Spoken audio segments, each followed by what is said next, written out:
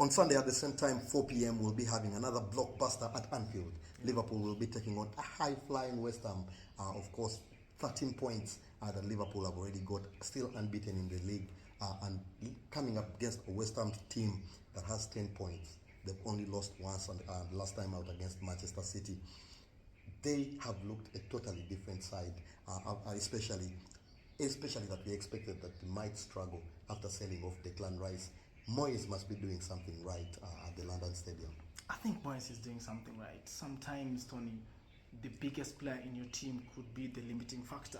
And maybe they look at Declan Rice and thought everything has to go through him. Now that they have more the players, freedom to play with more players. Yeah, I think that has helped West Ham because they've totally looked a rejuvenated side. They look lightweight. They look more mobile, more fluid. Yeah, they even look. They were the oldest team at the start of the season, but with the new recruits, the Kuduses, etc., they've been able to bring the average down. And for me, West Ham has turned things around, and they're a team that will surprise a lot this season. It will be very, very interesting. West Ham coming to this game on the back of a win, of course, in the Europa League commitments. They beat that team over there 3-1, having come from behind. Matthew, but Kudus having perhaps one of his best days.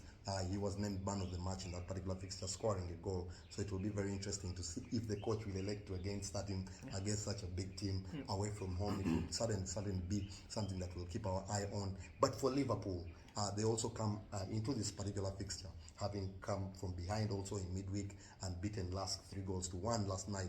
So it will be very interesting to see, because that's now the fourth time that Liverpool have had to come back from behind. Do you think they're riding their luck too much? I think Liverpool is riding their luck, Tony, because on the playing surface, when you look at Liverpool team and the performances, you would think they are poor compared to last season. But Liverpool has they've been getting the results. They've done one thing right, that is to get the results. Because I go back to last weekend, Wolves totally outplayed and dominated Liverpool in that first half, and I think Liverpool could have had more goals as well. Lucky that Wolves did not get that second goal. We saw Cunha.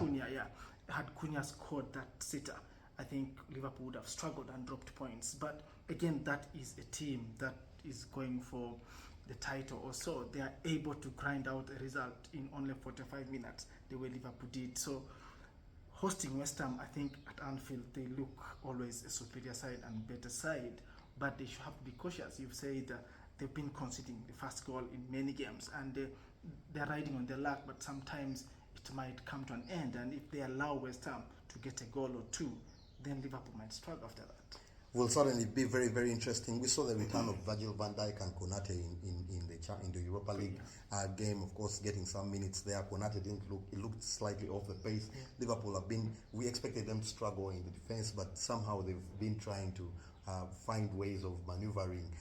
They looked poor in the first half, actually, against Lask, especially at the back. They were trying out the young boy Stefan Bajcetic played in right back from the beginning. So you could see that they were trying out all sorts of things. They're still missing out Trent Alexander-Arnold, who is one of the mainstays in this Liverpool side. But one bright spark from that game that Klopp could have been happy about was the play or the game, the way Ryan Gravenberch played in that particular fixture. He was actually named man of the match. He seemed to be scintillating, getting that goal for Luis Diaz, another rejuvenated player. He seems to be like a new signing, especially after his injury struggles last season. This is a Liverpool team. If you look at, like you said, on the surface, they look to not be playing very well.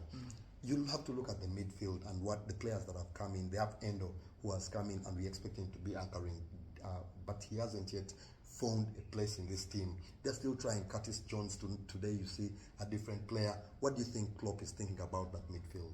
I think Klopp is not sure of which player to play as a sitting midfielder because he's not put his faith on Endo yet. He's still trying to play McAllister in that position. You've said they've rotated a few players there, and I think he's struggling to figure out who is the best number 6 for his team.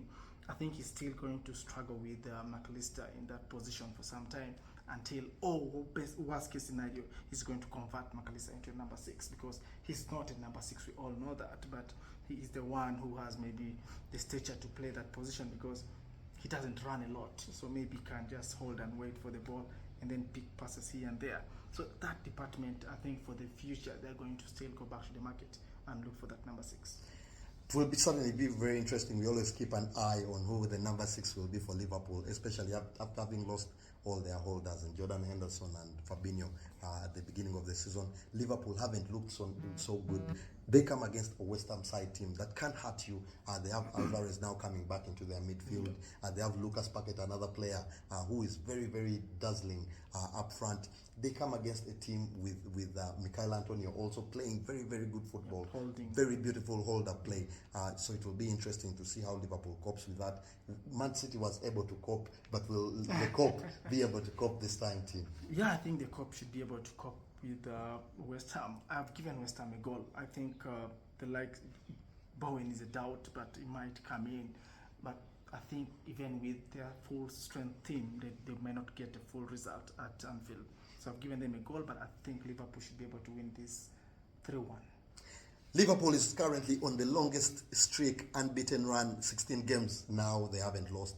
And of course, at home, it even stretches further back until October of 2022 when they lost to Leeds. So it will be very interesting to see. This is a kind of fixture that I expect still Klopp to rally his troops and be able to grind out a result. I've gone for 2-1, slightly more reserved result for Liverpool, but I think they can pick it out of the bag. That's it. We'll be coming back with a blockbuster of the Sunday afternoon. Don't go anywhere. We'll be back.